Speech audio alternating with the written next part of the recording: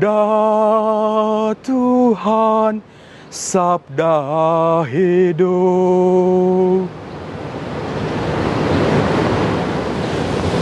Para sahabat yang terkasih, di awal pekan, di hari Senin ini, mari teruslah melangkah bersama dengan Tuhan. Khususnya hari ini Sabda Hidup menyapa hati kita semua yang diambil dari Injil Matius bab 5 ayat 1 sampai 12. Pada suatu hari Yesus naik ke atas bukit sebab melihat orang banyak. Setelah ia duduk, datanglah murid-muridnya kepadanya. Lalu Yesus mulai berbicara dan menyampaikan ajaran ini kepada mereka. Berbahagialah orang yang miskin di hadapan Allah, karena merekalah yang empunya kerajaan surga. Berbahagialah orang yang berduka cita, karena mereka akan dihibur.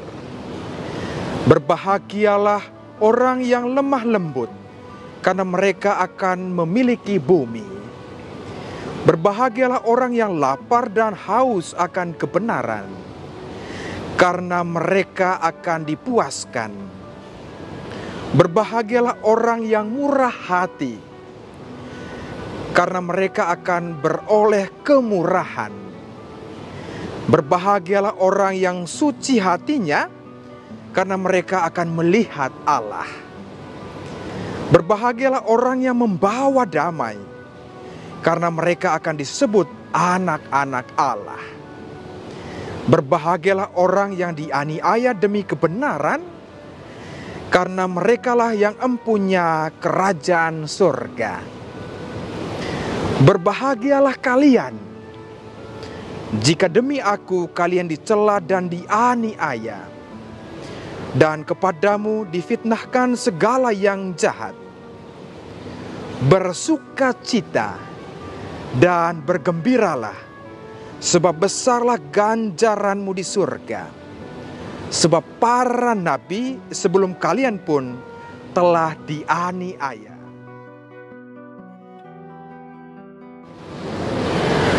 Para sahabat yang terkasih, berbahagialah yang miskin di hadapan Allah.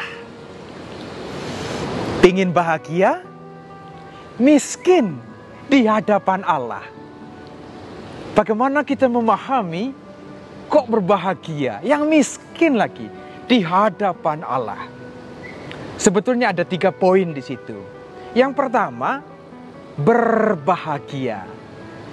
Bahagia itu berasal dari bahasa Yunani, makarios.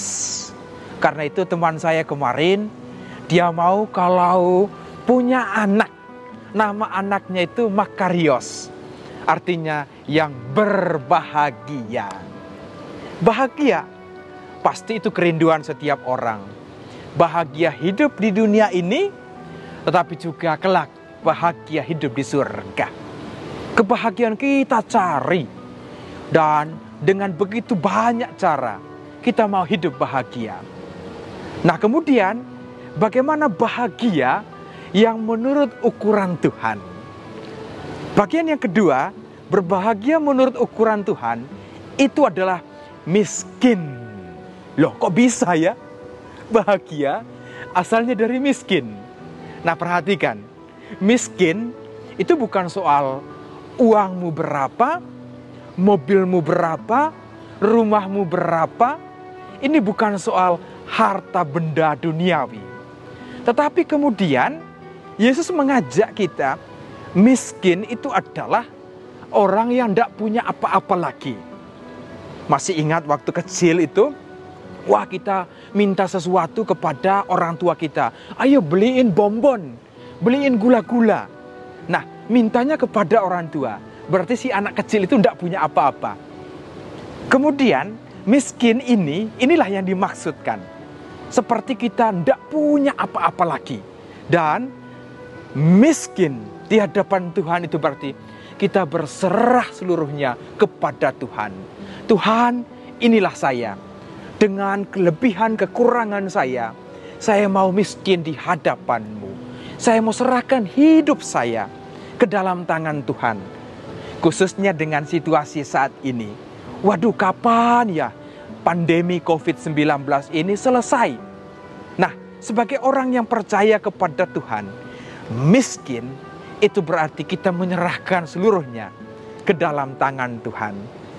Miskin itu berarti saya percaya Tuhan akan mengatur segala-galanya. Tuhan akan memberi saya apa yang disebut dengan harta rohani. Harta duniawi saya cari, tapi harta rohani Tuhan sediakan. Miskin itu berarti bahwa Tuhan, saya mau mengalami Engkau di dalam firman-Mu. Biarlah firman-Mu itu meneguhkan saya dalam situasi dunia saat ini. Itu berarti Tuhan, firman-Mu adalah kekuatan. Dan saya percaya dalam sakramen-sakramen di gereja, khususnya Ekaristi. Tuhan, Ekaristi itu saya mau menyerahkan hidup saya ke dalam tangan Tuhan. Ini yang dimaksud dengan miskin menurut kacamata kitab suci. Nah, kemudian bagian yang ketiga, ini adalah di hadapan Tuhan. Nah, di hadapan sesama, orang menilai kita itu beda.